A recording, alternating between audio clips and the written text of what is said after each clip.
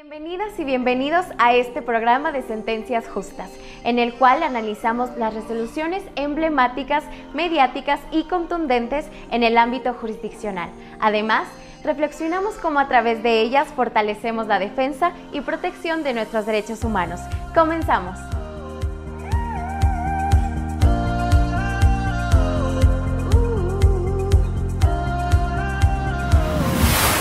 ¿Cómo están? Buenas tardes. Es un gusto saludarlos en su programa Sentencias Justas, reflexiones de las y los juzgadores federales. Les agradezco su presencia en este foro, en las redes sociales y desde luego este programa, como lo saben, tiene como finalidad acercarnos al público, acercarnos a la gente, que tengamos una mayor información respecto a las resoluciones que emitimos. Los juzgadores. En ocasiones las resoluciones pueden ser contundentes, siempre serán trascendentales, pero en algunos casos se volverán mediáticas. Entonces, por esa cuestión es que nosotros como juzgadores queremos acercarnos al público para que podamos eventualmente explicar nuestras determinaciones.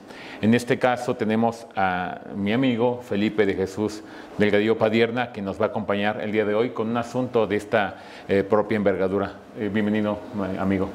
Bien, muchas gracias, Iván. Buenas tardes a todos. Muchas gracias a la Comisión Estatal de Derechos Humanos del Estado de México, quien primordialmente ha llevado la organización de este evento, evidentemente por el apoyo que ha dado a la JUFED, que es la Asociación de Juzgadoras y Juzgadores Federales, y Universidad Autónoma del Estado de México.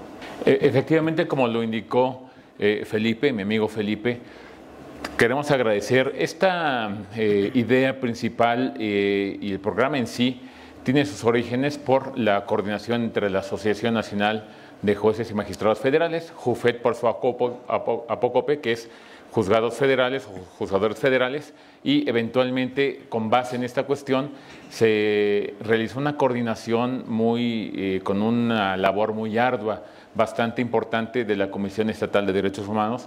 Agradecemos desde luego en esta idea original al propio magistrado Froilán Muñoz Alvarado, director nacional de la JUFED, y también eventualmente a la presidenta de la Comisión Estatal de Derechos Humanos en el Estado de México, que está presente, la maestra Mirna García Morón, y también al señor director de la Universidad Autónoma del Estado de México, que es precisamente el doctor José Dolores Alanís Tavira, que nos hará también el favor de enviarnos a personas que tengan un perfil docente acorde al tema, a expertos en el tema, y para ese efecto en un momento más vamos a escuchar al doctor Oronoz, que nos va a platicar lo referente al tema correspondiente.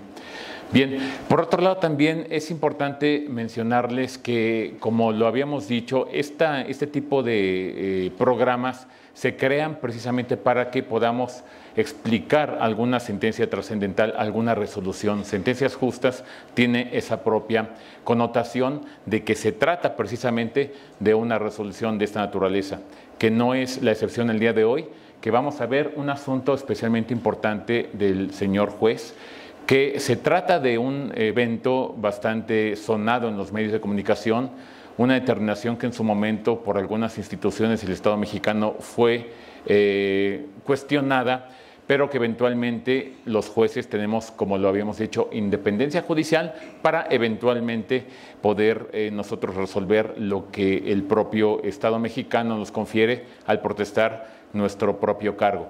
En ese sentido, en este caso en particular, es una detención que aconteció de casi una treintena de personas en Tepito, en la colonia Morelos, donde se habrían detenido a las personas de manera aparentemente cuestionada o con parámetros que podrían rebasar las reglas de la lógica.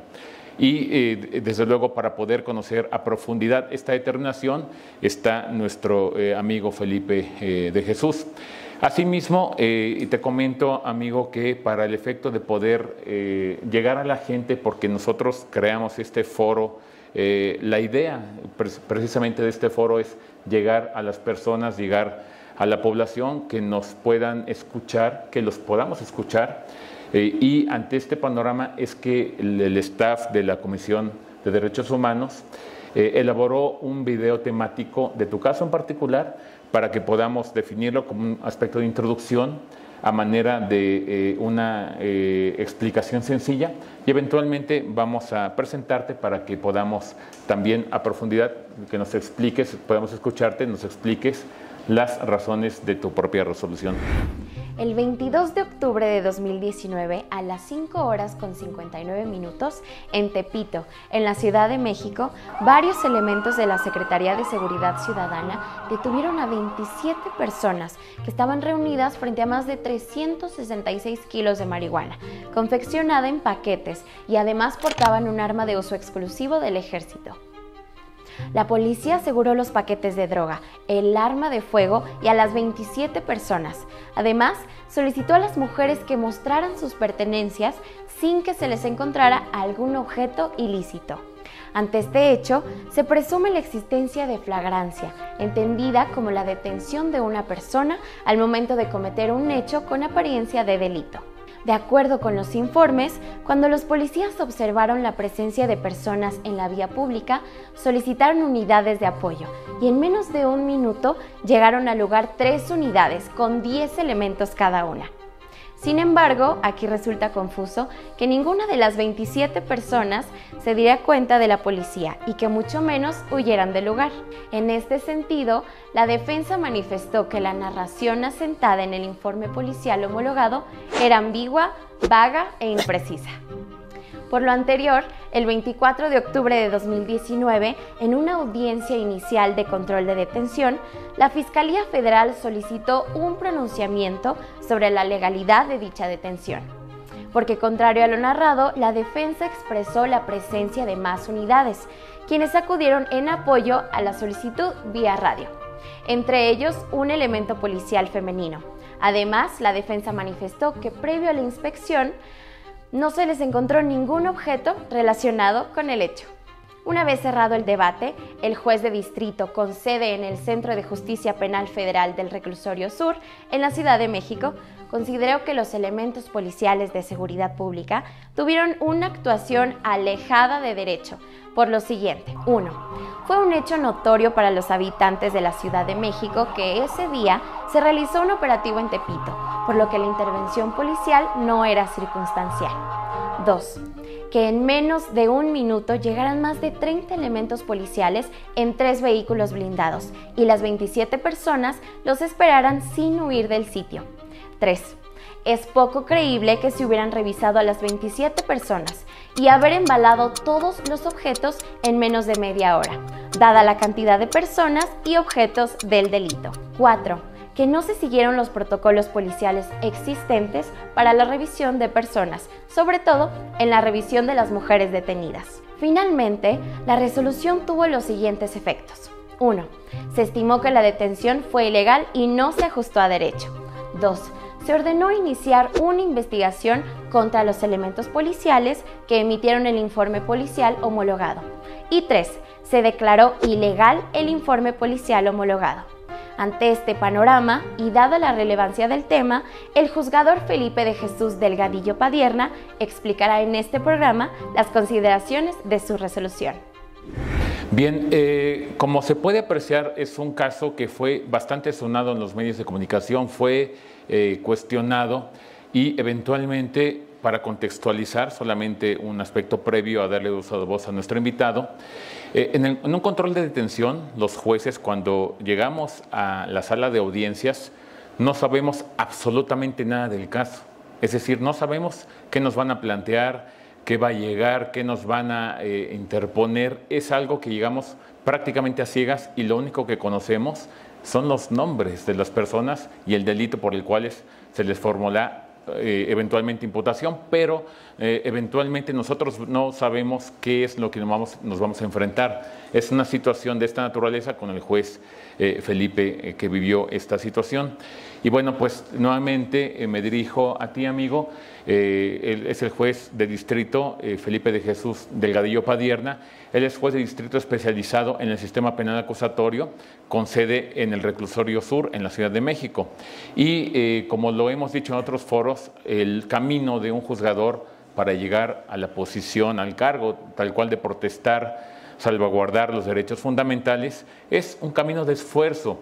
El propio juez, el señor juez presente en esta audiencia ante ustedes, ha tenido un camino de esfuerzo desde los también lugares muy básicos del Poder Judicial hasta eventualmente llegar a ser juez de distrito, con una presencia bastante importante en la Ciudad de México, porque, como lo saben, es un juzgador bastante conocido por todos nosotros y ha tenido asuntos especialmente relevantes. Podría yo poder exponer su semblanza, su reseña curricular, pero el propio staff de la comisión nos preparó una semblanza que les pido, por favor, si nos pueden proyectar, para que podamos conocer un poco más de su trayectoria profesional. Muchas gracias.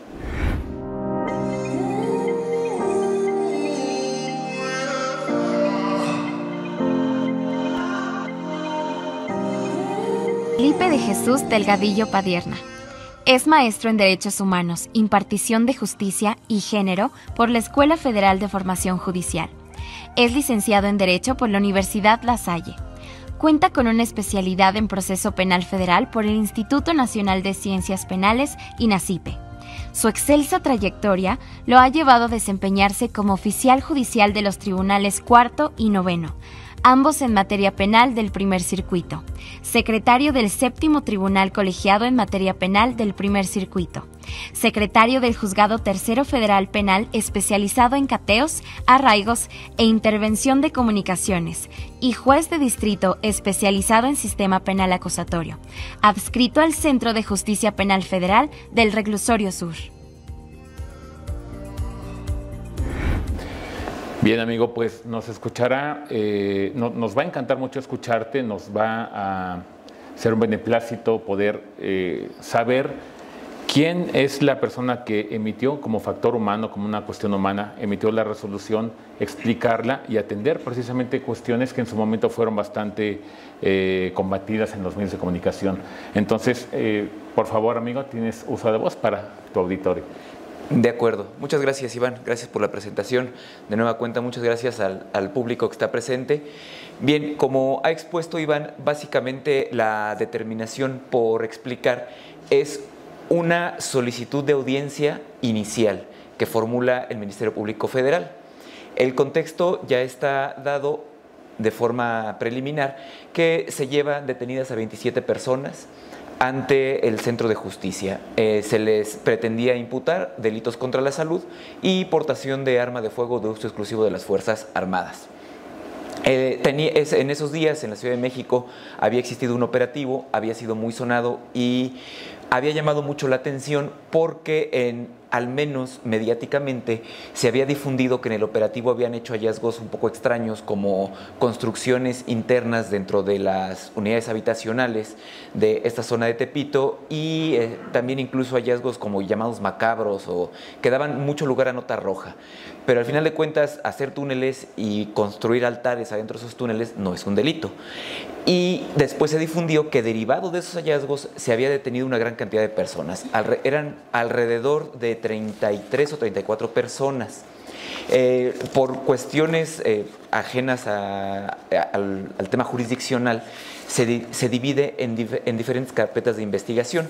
La más relevante era la que contenía a los 27 detenidos. Aquí quisiera hacer un pequeño contexto no solo del hecho, sino de las circunstancias. ¿Qué es Tepito? Tepito es un polígono de algunos kilómetros cuadrados cercano a la zona céntrica de la Ciudad de México, que está delimitado en forma geográfica al norte por el eje 2 norte, Eulalia Guzmán, ahí tiene el nombre de Canal del Norte, al sur el eje 1 norte, Mosqueta, del lado oriente, es Avenida del Taller, y del lado izquierdo o del lado poniente es Avenida Paseo de la Reforma. Entonces es una zona muy céntrica, muy importante, porque es la zona aledaña al centro histórico de la Ciudad de México. Es una zona también muy poblada. Entonces, su influencia no solo radica en la zona de Tepito, sino que se expande hacia el centro de la ciudad, hacia la colonia Guerrero, hacia la zona de Peralvillo. Entonces, socialmente es una zona que se maneja muy importante. se maneja ahí básicamente comercio. Desde las épocas prehispánicas ha sido una zona un poco relegada.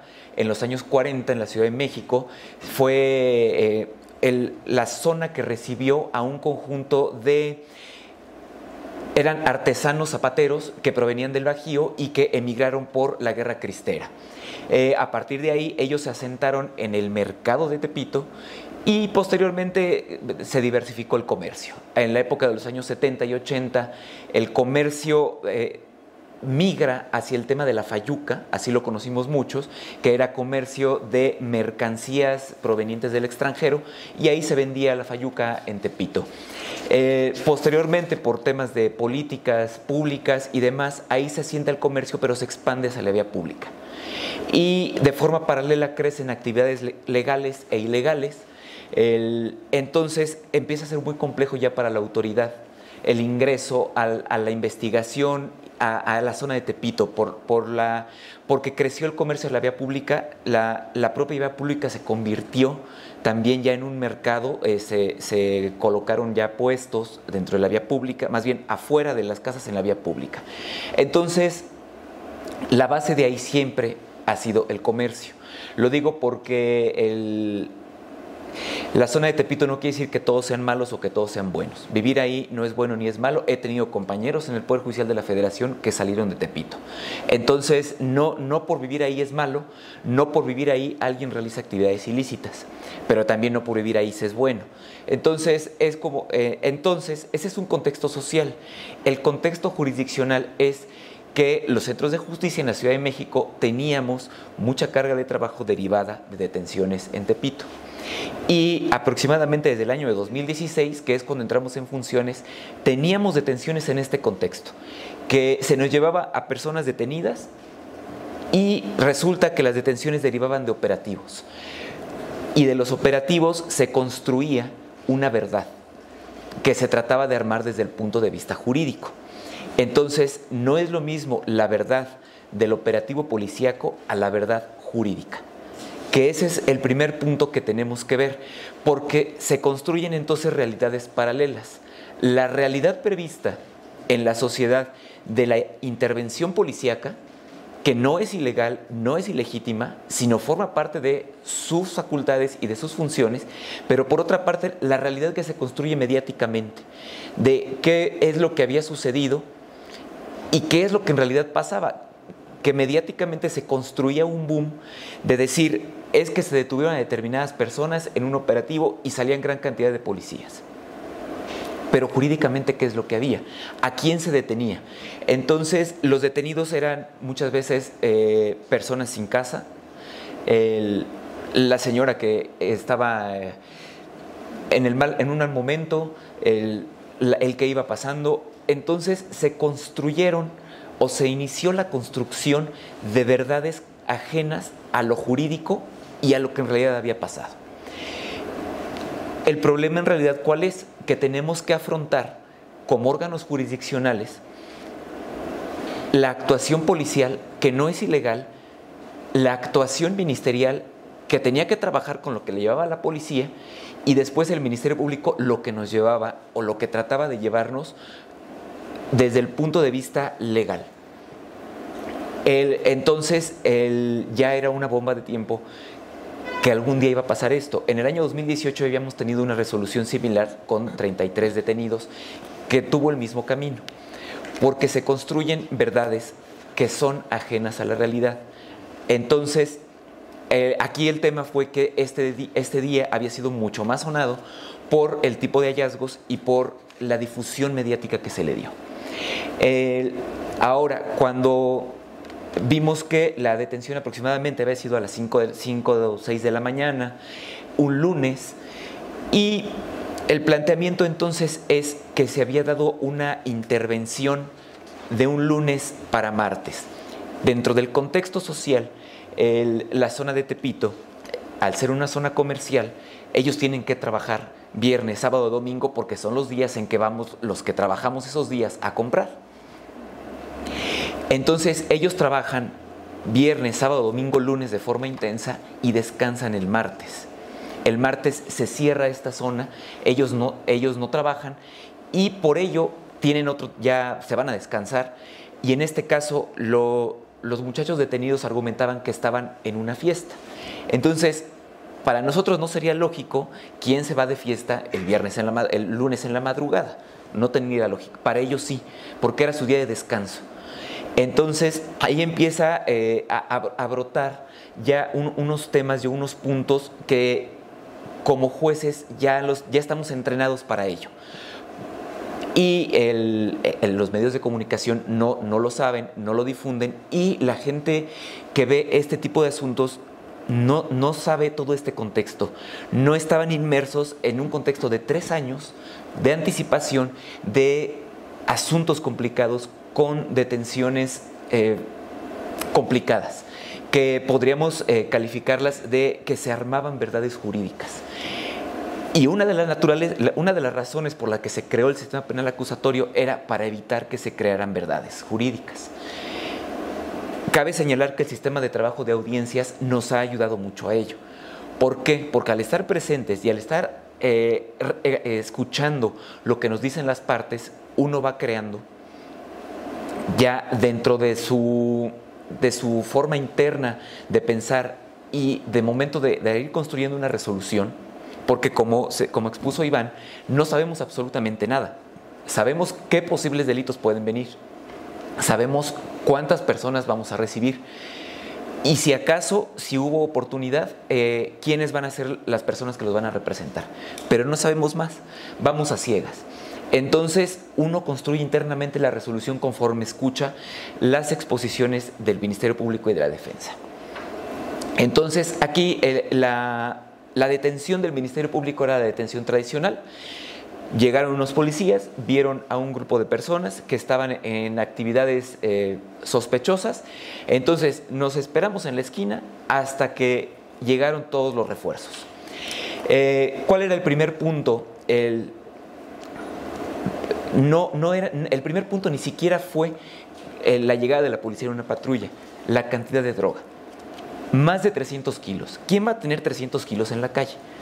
O sea, nadie. O sea, desde ahí ya saltaba, o sea, tal cantidad. Incluso volvimos a ver el video al momento de armar este espacio y la cantidad era exorbitante. Era fuera de lógica. Después llega una patrulla de policías y ve a 27 personas alrededor de 300 kilos de droga con una pistola. O sea, ¿quién va a defender 300 kilos de droga con una pistola? Un arma de fuego ante tal cantidad de droga era como encontrar una aguja en un pajar. Permanecen ahí detenidos y decían que llegaron los refuerzos del sector aledaño, que era el sector Guerrero, en 1 minuto.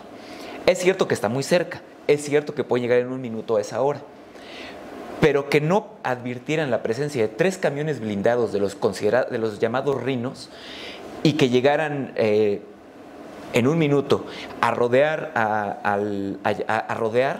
a 27 personas es completamente ilógico. Ya nos había sucedido, reitero, en alguna otra ocasión con 33 personas. El Defensor Público Federal lo calificó de forma irónica y dijo, es como si estuvieran jugando la rueda de San Miguel y ahí estuvieran esperando que los detuvieran. Y la verdad es que así parecía, que estuvieran esperando que los detuvieran. Hay una alteración en el lugar de detención. La policía dice, fue en la calle de Jesús Carranza y Estanquillo. La calle de Jesús Carranza es una de las principales calles de la zona de Tepito. La defensa dice, no nos detuvieron ahí, nos detuvieron en la calle de Peralvillo, adentro de un inmueble. Entonces, el inmueble estaba prácticamente a la vuelta, dentro de la misma manzana. Pero no es lo mismo estar en la calle que estar en un inmueble, porque no había razón jurídica ni justificación para entrar al inmueble, a la unidad habitacional. No había una sospecha de delito. Entonces, por eso modifican el lugar y lo sacan a la calle. Pero ¿cómo hay 300 kilos de droga el día en que el perímetro de Tepito está rodeado por elementos de élite de la Secretaría de Marina, del Ejército Mexicano y de la propia Policía Capitalina? Entonces, era ilógico que hubieran salido de su casa a custodiar, a trasladar, a mover, a vigilar 300 kilos de droga, insisto, afuera con tal cantidad de personas. De personas de seguridad, y no de cualquier equipo de seguridad, sino de equipos de élite que llegaron a sitiar la zona, porque había un trabajo previo de inteligencia de la intervención a determinados puntos. Y sobre esos puntos sí había órdenes de cateo, pero estos muchachos no estaban en esos puntos, estaban en la vía pública, literalmente. Entonces, ahí estaba la otra inconsistencia. Un solo policía es quien lleva a cabo la revisión de todos, embala el arma de fuego y asegura 300 kilos de droga aproximadamente en media hora. La defensa afirma que la detención en realidad se llevó a cabo desde la 1:30, 2 de la mañana. Esto es 4:30 a 5 horas antes de que se justificó su detención en la vía pública. Esto después está sustentado no solo en las declaraciones de los propios detenidos, porque ellos afirman que estaban en una fiesta. Uno de los detenidos era un cantante y él así lo afirma: yo estaba ahí porque me contrataron para trabajar.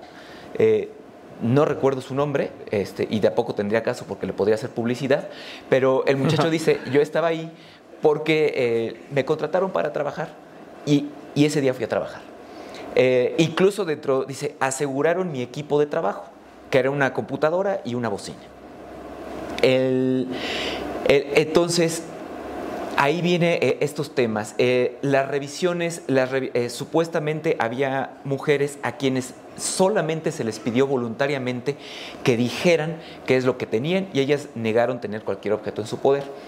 Dentro de la audiencia, el defensor le pidió a 3 de las mujeres que se pusieran de pie y mostraran alguna parte de su cuerpo, que se registraran en el video, y estaban golpeadas.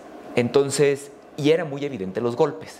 O sea, a simple vista de aquí, digamos que de aquí estaba el escritorio, mi escritorio como juez, aproximadamente 3-4 metros de distancia se alcanzaba a apreciar que las chicas estaban golpeadas. Entonces, no había sido una revisión voluntaria, no habían sido revisadas por una única policía mujer que llegó por el llamado de los elementos de la patrulla.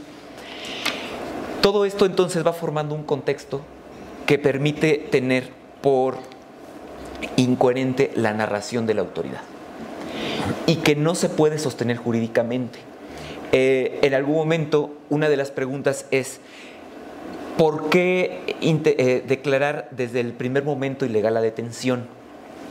Aquí, para los que no son abogados, porque la Comisión Estatal no todos son abogados por obvias razones, en las audiencias iniciales que se llevan con detenido, los jueces resolvemos en varios momentos. De hecho, hasta se les puede llamar audiencias combo.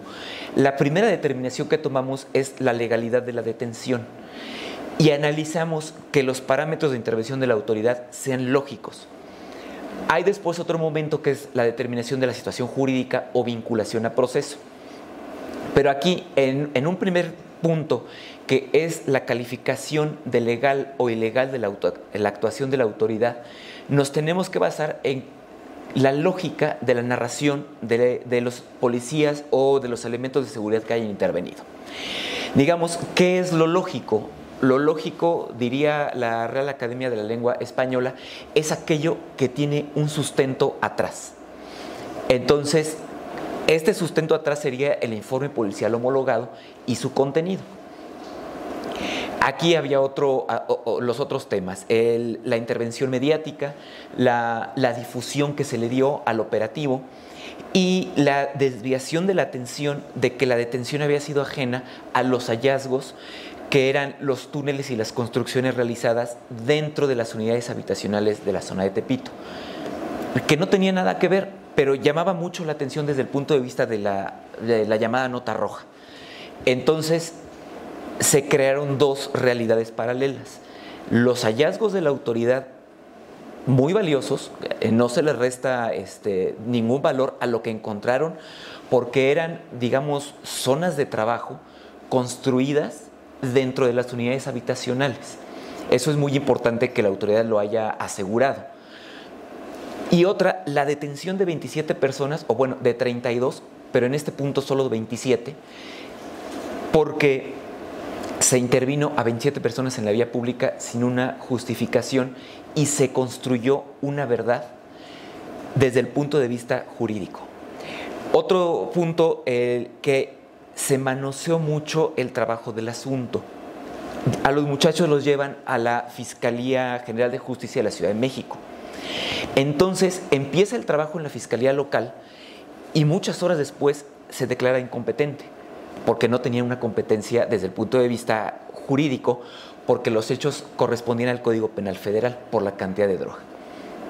Entonces muchas horas después llega a la Fiscalía General de la República. Ellos le llaman el asunto quemado.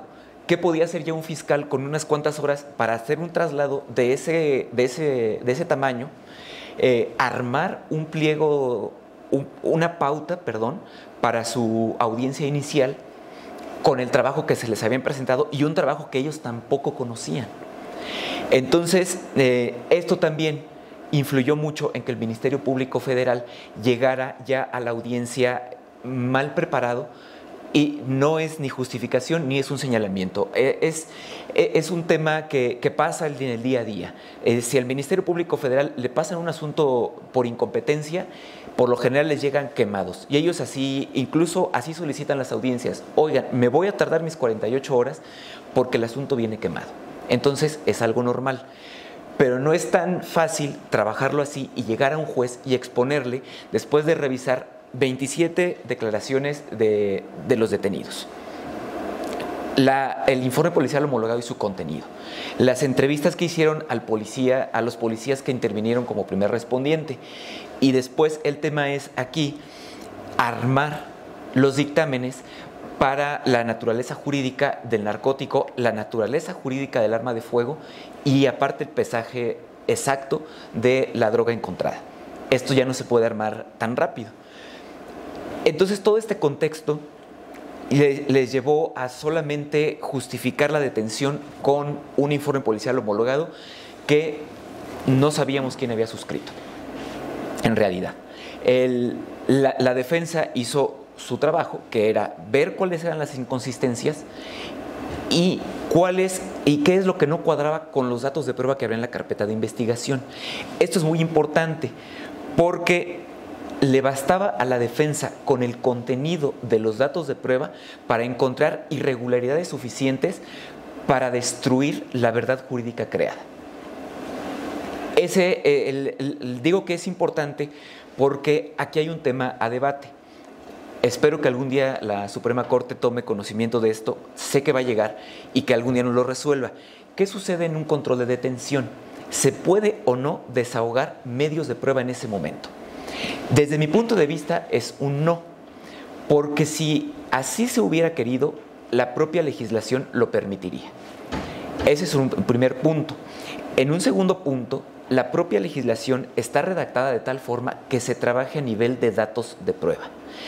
El dato de prueba, digamos, es el contenido que está de cada acto de investigación practicado por la autoridad. Entonces, ahí hay información suficiente para llevar a cabo un debate. ¿Cuál pudiera ser la excepción a este no? Puede haber tal trascendencia en algún acto que pudiera solicitarse y pudiera llevarse a cabo. ¿Cuál pudiera ser un ejemplo? La declaración de la persona a quien se le quiere formular imputación o de alguno de los detenidos. ¿Por qué? Porque ellos tienen la facultad de declarar en cualquier momento y no se les puede negar. Aquí el tema es que el defensor debe valorar si le conviene o no, por estrategia de defensa, que su representado o su representada declare. Aquí el defensor optó por resaltar las inconsistencias de las declaraciones de determinados detenidos. Él pidió que declararan a los 27, si mal no recuerdo, pero él solo resalta algunas, las que le resultaban más útiles a su estrategia. Sin embargo, las declaraciones en este caso eran una cantidad muy pequeña, por así decirlo, para justificar las inconsistencias. Las inconsistencias ya estaban en la propia actuación de la autoridad y en la información que se había vertido en medios de comunicación. Que aquí lo difícil era resolver con base en la percepción social que se había creado.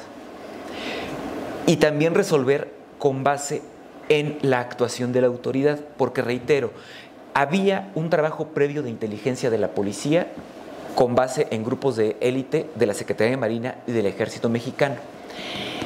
Sobre ese trabajo, jueces del Foro Común habían autorizado órdenes de cateo en determinados domicilios. Esos ingresos llevaron a un conjunto de hallazgos muy valiosos desde el punto de vista policíaco. Y entonces, al momento de resolver, se iba a crear la percepción de que esos hallazgos también eran irregulares o ilegales, pero eran una verdad completamente distinta y un hecho jurídicamente diferente. Pero la verdad que ya se había creado parecía que era lo mismo. Ese era el punto que iba a explotar en algún momento.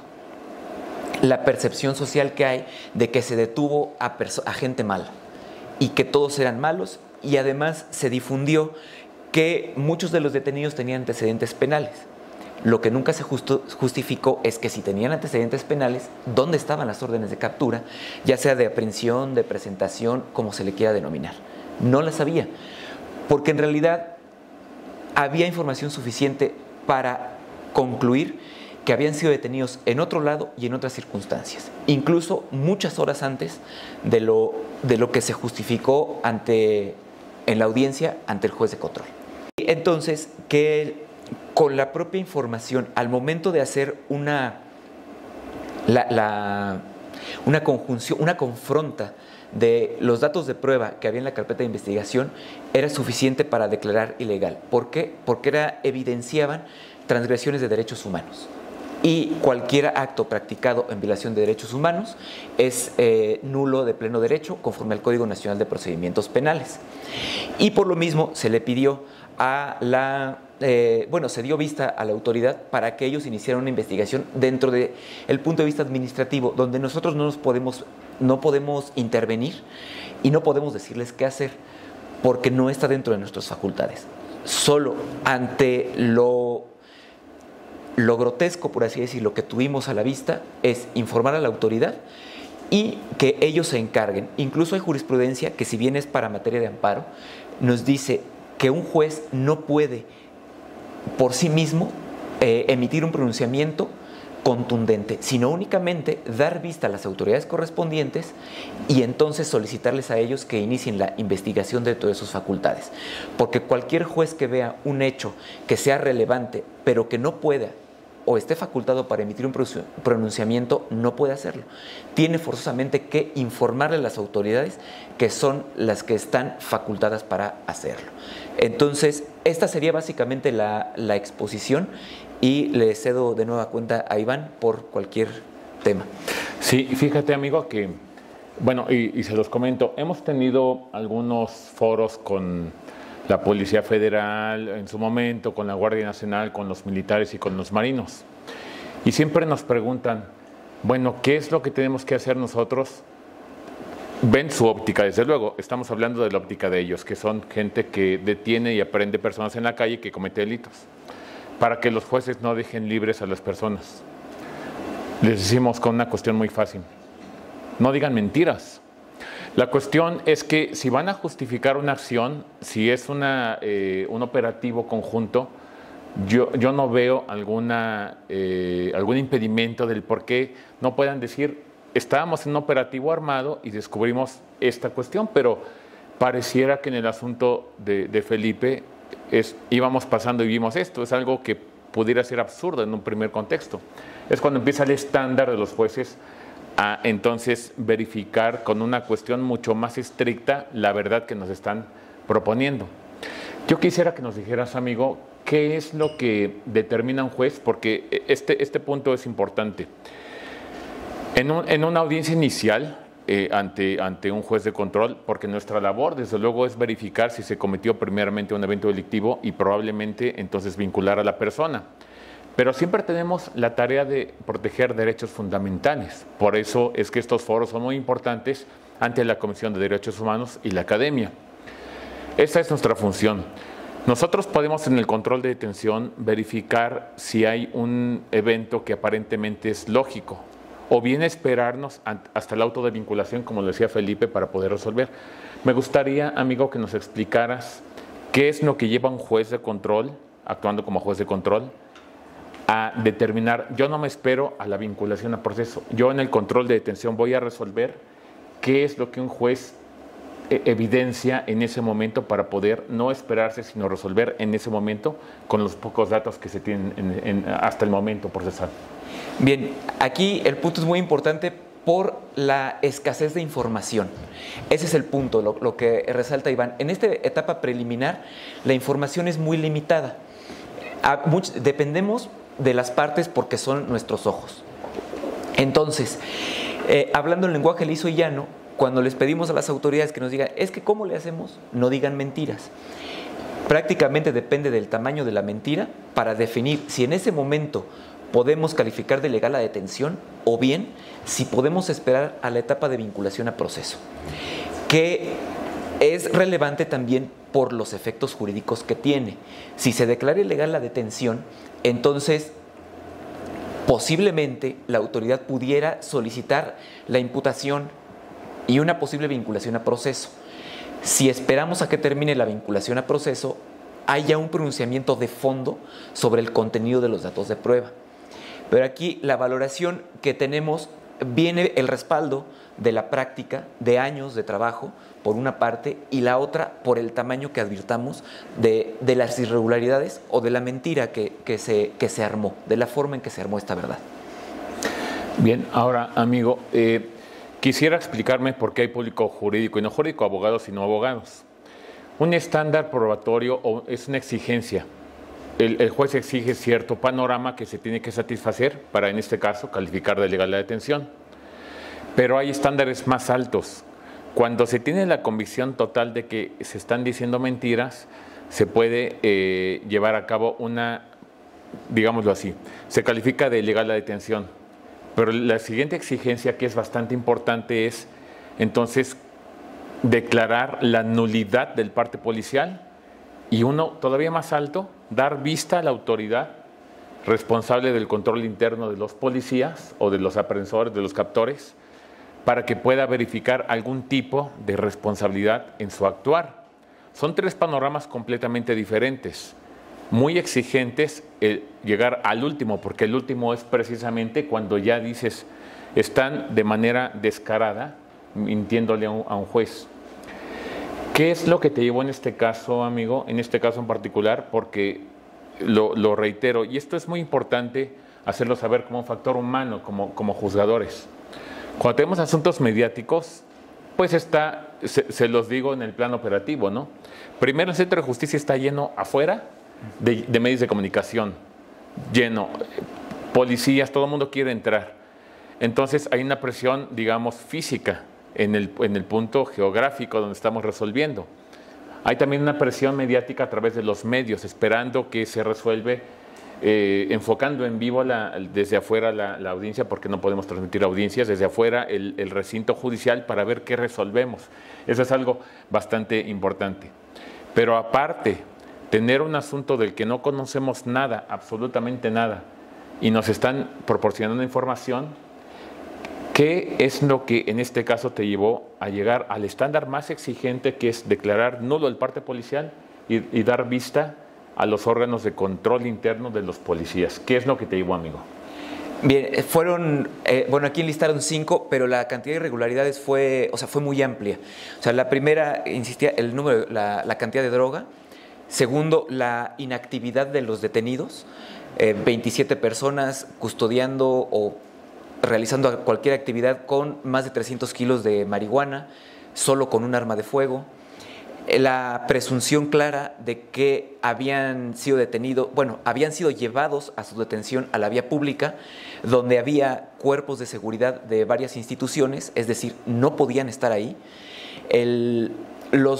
La presunción también clara derivada de los datos de prueba que habían sido sacados de otro domicilio, que no habían estado ellos en espera de que llegaran 3 camiones Rhinos blindados para detenerlos, que hubieran permanecido inmóviles y que una patrulla por casualidad pasaba por la calle y hubiera encontrado este suceso el día en que un polígono de la Ciudad de México estaba completamente sitiado.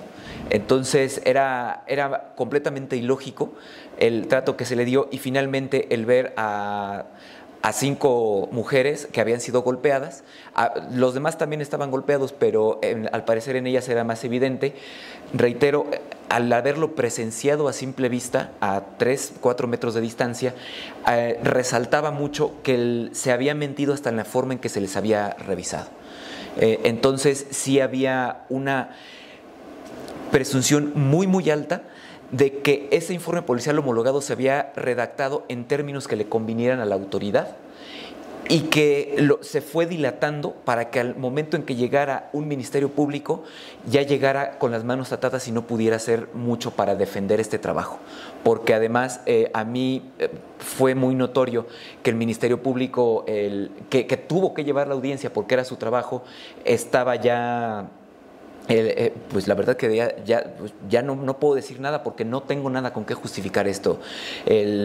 Y en cambio la defensa pues daba información que resaltaba más contradicciones y más puntos finos, jurídicamente hablando, que ya no solo llegaban a concluir la construcción de la verdad, sino violaciones de derechos humanos. Que dejar claro, aparte, violaciones de derechos humanos dentro de un informe policial homologado es un poquito fuerte, y que ello incluso en algún momento posterior llevó a que la propia Suprema Corte utilizara esta audiencia para capacitación a servidores públicos. Gracias, amigo. Bien, finalmente fue un asunto bastante mediático. Estás concluyendo que descaradamente te mintieron los policías. El punto es, y lo he preguntado en otro foro, ¿qué es lo que lleva a un juzgador que tiene un asunto tan mediático, con la presión prácticamente de los medios de comunicación, de la Fiscalía, de todo mundo que está esperando que resuelvas? Y tú sabes, fuiste como juzgador bastante atacado por instituciones del Estado mexicano. Entonces, ¿qué es lo que lleva a un juzgador a potenciar su independencia judicial al margen de la consecuencia que venga? ¿Qué es lo que lleva para proteger derechos fundamentales, derechos humanos, que es lo que nos concierne el día de hoy? Bueno, aquí contaría una anécdota. Un ministro ahora en retiro, cuando empezamos el sistema acusatorio, nos dijo: ustedes tienen una labor, entre tantas, de implementar un nuevo sistema. Y lo que no nos va a ayudar, y quédense con esta idea, es que repartamos culpas cuando pase algo malo. Que el policía culpe al Ministerio Público, el Ministerio Público culpe a la policía, y el Ministerio Público culpe al juez, y el juez a su vez culpe a los demás. ¿Por qué? Porque dice, esto va a arruinar, porque es un golpeteo entre instituciones, cuando lo que se trata es de trabajar. Entonces, tenemos que atender a la labor del juez. Si un juez tiene ante sí algo tan evidente como es violación de derechos humanos, tiene que pronunciarse forzosamente. No nos podemos quedar callados. ¿Iba a ser escandaloso? Pues sí, pero había que asumir ese riesgo, porque para eso está un juez.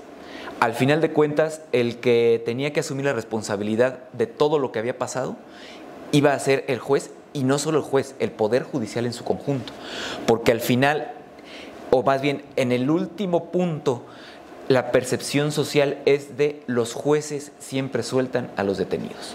Y ahí no les importa si es un juez del fuero común, si es un juez del fuero federal. Ahí el Consejo de la Judicatura Federal, en este caso, fue quien tuvo que asumir el golpe, pero la realidad era otra. Y pues tenemos que armarnos de valor, y siempre tiene que haber un juez, y si estamos ahí es porque en algún momento tenemos que ser valientes para asumir esa responsabilidad. A ti te ha tocado también muchas ocasiones, y lo único que dices, e incluso cuando era secretario, algún día se lo dije a un titular, lo que están buscando es un valiente que lo firme, y eso es lo que hay que hacer, acogernos a ese punto. Muy bien, amigo. Fíjate que este programa tiene como finalidad acercarnos al público, pero también tener la percepción de la academia. La Universidad Autónoma del Estado de México nos envió a un experto, el doctor Oronoz Santana, que le pediría al staff del programa si le puede acercar un micrófono, por favor, porque nos gustaría escuchar precisamente el perfil académico, la opinión al respecto, cómo ve la academia. En un momento más vamos a proyectar también preguntas de la gente en la vía pública y escuchar a nuestro auditorio que seguramente tendrá algunas preguntas. Pero en este caso está presente el doctor Carlos Mateo Oronoz Santana. Él es un catedrático de gran envergadura, ha estado en universidades nacionales e internacionales, también ha publicado algunos libros, es titular de las materias de Derecho Penal y también Derecho Procesal Penal bajo el Código Nacional, y nos gustaría mucho escuchar la opinión de la academia. Doctor, si nos hiciera el favor de exponer, si fuera alguna pregunta o alguna observación, con mucho gusto bajo su óptica académica, por favor. ¿Qué elementos tuvo que considerar en una audiencia tan difícil que es el control de detención? Allí tiene escaso tiempo y con los elementos que vienen y que le manifiesta el Ministerio Público y la defensa, tiene que resolver. Nos ha hecho punto por punto qué elementos tomó en cuenta. Y lo que es evidente es que no hubo una flagrancia, sino que simplemente detuvieron a las personas y armaron, como dice el señor juez, una verdad que no era la realidad. Y esto es muy importante. También no se observaron los protocolos que debe de ser la policía. Y aquí lo que demuestra es la deficiencia en la capacitación de nuestras policías. A título personal lo digo, considero que realmente nuestras policías tienen que estar mejor capacitadas. Y algo que es muy importante, la defensa de los derechos humanos que hizo el señor juez, primeramente. Y cómo defendió y cumplió con el debido proceso, que es algo tan importante y que a veces no se comprende, porque estamos en un régimen garantista, en donde se tiene que vigilar que la autoridad no se exceda en sus funciones, que lo haga bien, pero también ustedes como juzgadores, proteger los derechos humanos dentro de un contexto jurídico. Esa es mi opinión y quiero felicitar al señor juez por su valentía y su decisión en este asunto. Rápidamente, que en un control de detención son 3 puntos los que se analizan: la flagrancia, la demora en la puesta a disposición de una persona y el requisito de procedibilidad. En este caso, el requisito de procedibilidad estaría como de más, porque eran delitos contra la salud, se persiguen de oficio, igual la aportación del arma. El tema está en que la flagrancia completamente quedaba anulada y había una sospecha grave en la demora en la puesta a disposición, que la detención había sido aproximadamente entre 4 y media a 5 horas antes de lo que se narraba. Entonces, 2 puntos de los que había que calificar eran los que estaban ya sometidos a discusión y que estaban aparte cuestionados por los mismos datos de prueba. Muchas gracias, amigo. Como lo dijimos, nos acercamos a la gente a través de preguntas. El staff entrevistó a diferentes personas que quisieran preguntar si supieron del asunto. Fue bastante sonado. Entonces, le pido si pudieran proyectar las preguntas para que las pudieras atender brevemente, amigo, por favor. ¿Qué podemos hacer cuando un policía detiene nuestro libre tránsito por hacer una revisión de rutina?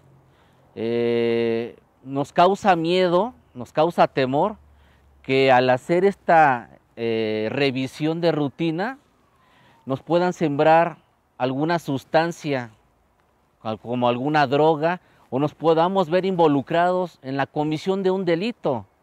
¿Cómo me puedo yo defender ante el juez sobre esta situación? Bien, pues me parece que esa es una de las preguntas más difíciles que he recibido, porque todos somos propensos a una detención arbitraria o ilegal o sorpresiva. Esto es, tampoco quiere decir que si el policía tiene un retén o detiene o considera que hay algún motivo, esté actuando mal. Cabe señalar que desde su punto de vista, como decías, eso es lo que nosotros a veces nos cuesta trabajo ponernos en su visión de cómo detener a personas que en realidad están cometiendo alguna actividad ilícita. El tema aquí, como ciudadanos, somos propensos a una revisión y que esta revisión pueda llevarnos a que nos siembren algo que aparte no es algo nuevo, aparte esto esto es histórico. Creo, desde mi punto de vista y mi opinión muy personal, lo primero es no confrontarse con los policías, porque al final son servidores públicos que están haciendo un trabajo. Y segundo, si ellos son agredidos, ellos están preparados para responder las agresiones. Eso es lo que a veces, el primer punto que no entendemos. Ellos están preparados y capacitados para responder la agresión. Tampoco quiere decir que nos dejemos que nos siembren droga, aclaro. Pero sí, en todo caso, no está prohibido grabar. Incluso el día domingo en redes sociales se hizo viral un video de una ciudadana en la alcaldía Benito Juárez que bajo estas circunstancias permitió la revisión, pero grabó a los policías. Y no sale, al parecer había otra persona, pero ella sí los dejó que la revisaran a cambio de videograbar su intervención. Me parece que podemos hacer uso de la tecnología, no está prohibido que se grabe, siempre seamos respetuosos, reitero, no es que el policía sea grosero, ellos están capacitados para intervenir en estas situaciones. Entonces, si una persona lo agrede, el policía va a responder en el mismo nivel, porque es su forma de capacitación. Reitero, no estoy diciendo que les permitamos que hagan lo que ellos quieran, pero sí que tengamos la visión que nos cuesta a todos ver, que ellos buscan, trabajan con personas que van a evitar una detención. Y nosotros no, si los agredimos, ellos van a sentirse agredidos. Pero esto no quiere decir tampoco, insisto por tercera ocasión, que les vamos a dejar que ellos hagan lo que ellos quieran. Pero sí podemos permitir que nos revisen, grabar esa revisión, estar al pendiente, porque también es muy común y hay videos cada vez más frecuentes donde buscan la distracción de una persona para lograr sembrar objetos por otro lado. Entonces, estar al pendiente, tratar de grabarlos, pero en todo momento no confrontarlos. Digo, sé que la verdad es que es una pregunta muy difícil porque sale de lo jurídico, pero es algo a lo que todos estamos propensos. Bien, hay una pregunta más del público. Tengo una duda respecto a esto. ¿Un policía nos puede detener con su dicho? Ya que a veces pasa que a la ciudadanía pues no nos cree y pues por eso existe abuso de autoridad. Entonces no sé qué se podría hacer respecto con este tema. Bien, aquí es importante el tema del dicho de policía. Serían como dos puntos. Uno, el momento en que el policía interviene. ¿Cuál es el motivo y cuál es la razón? Y el otro segundo punto es por qué el policía lleva a esta persona a la autoridad.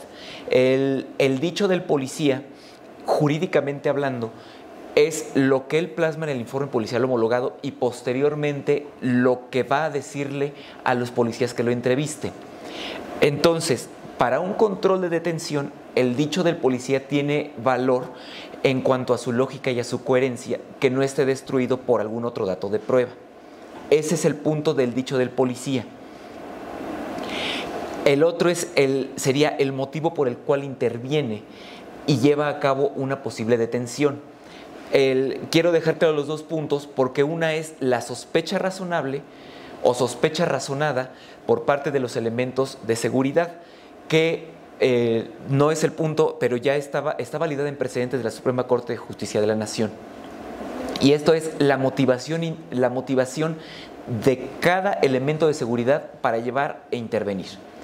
Y por otro está ya lo que llega ante el Ministerio Público y posteriormente ante el juez, que es el informe policial homologado y la entrevista que hace la policía que está a cargo del Ministerio Público a los elementos de seguridad que intervinieron.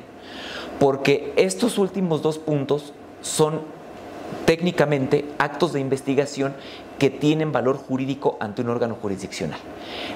Y si tienen una lógica o un respaldo atrás de ellos, serán suficientes para calificar de legal una detención o una intervención policial. Solo hasta ahí. Ya la calificación jurídica del hecho es después. Aquí únicamente este dicho o esta información que se plasma en el informe policial como un documento y posteriormente en la entrevista ante los elementos de la policía que depende del Ministerio Público es lo que tiene alcances de carácter jurídico y jurisdiccional. Gracias, amigo. Pues como lo dijimos, nuestro nuestra finalidad es acercarnos a ustedes. No sé si como auditorio presente tienen alguna pregunta que hacer o algún comentario que formular a nuestro invitado.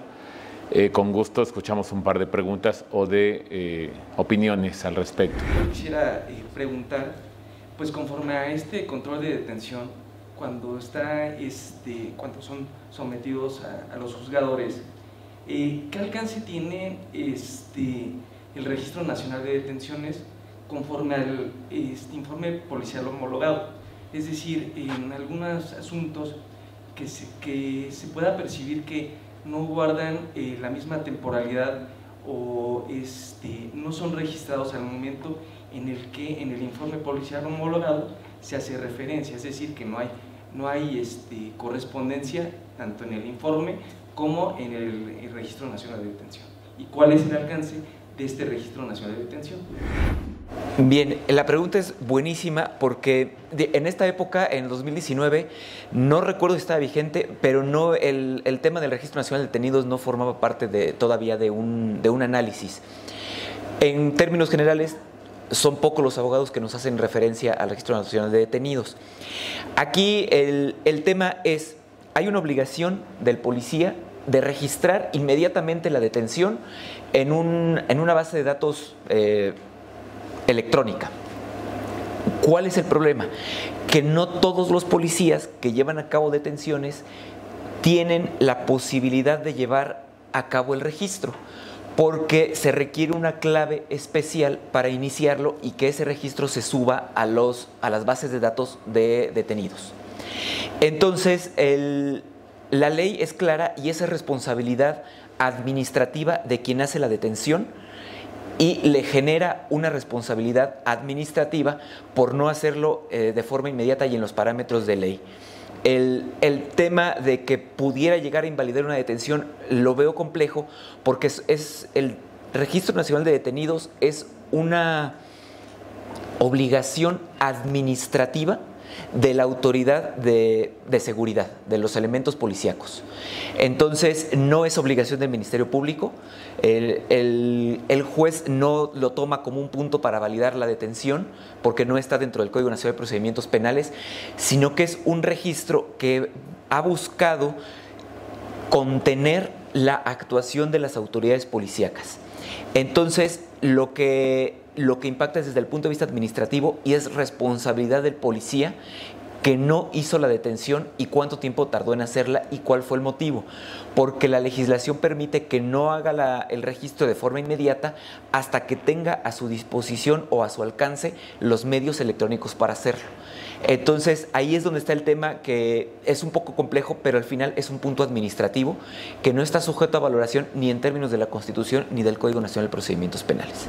Gracias, buenas tardes. Su servidor Gregorio Duarte, visitador de la Comisión de Derechos Humanos del Estado de México. La pregunta es en el sentido de que ustedes mencionaban de que el informe policial homologado es invalidado. Palabras más, palabras menos. ¿Cómo se materializa esa invalidez? Porque pues, sabemos que a veces la Fiscalía pues, son medios especiales en ese aspecto y ese mismo asunto pudiera llevarlo a otro juez con ese mismo informe policial homologado, o hay alguna forma de materializar esa invalidez de ese documento. Bien, en este caso se declaró su nulidad por violación de derechos humanos. Y ahí la nulidad es de plano, por así decirlo, porque así lo prevé el Código Nacional de Procedimientos Penales. Entonces, ya al fin, la defensa tenía acceso al registro de la audiencia en el momento en el que se decretó la nulidad, a una constancia escrita donde estaba esa nulidad ya decretada. Entonces, en este caso, los defensores, que es a quienes les interesaría, lo único que tendrían que hacer es tener a su alcance ya sea el registro de audio y video o bien la constancia que se generó, donde está plasmada jurisdiccionalmente la nulidad de pleno derecho de ese informe policial homologado como acto de investigación. Pues muchas gracias por sus preguntas. Yo me quedaría con esto, amigo, que la policía, tal cual tú lo dices, no puede venir a mentirle a un juez, porque precisamente se va a encontrar con un juzgador que va a proteger derechos humanos, derechos fundamentales, y en consecuencia tendrá que dejar libre a la persona si es que la policía actúa de manera arbitraria. Amigo, te lo digo como, ya no como juzgador, como nuevamente, como lo había dicho en otro foro, como ciudadano. Gracias de verdad por emitir una sentencia justa y dejar libres a personas cuando fueron detenidas de esta manera tan arbitraria. Te agradezco de verdad tu presencia en este foro, les agradezco a ustedes también en las redes sociales y nos da mucho gusto que estés y hayas estado en este panel. Muchas gracias, amigo. Gracias a ti, Iván.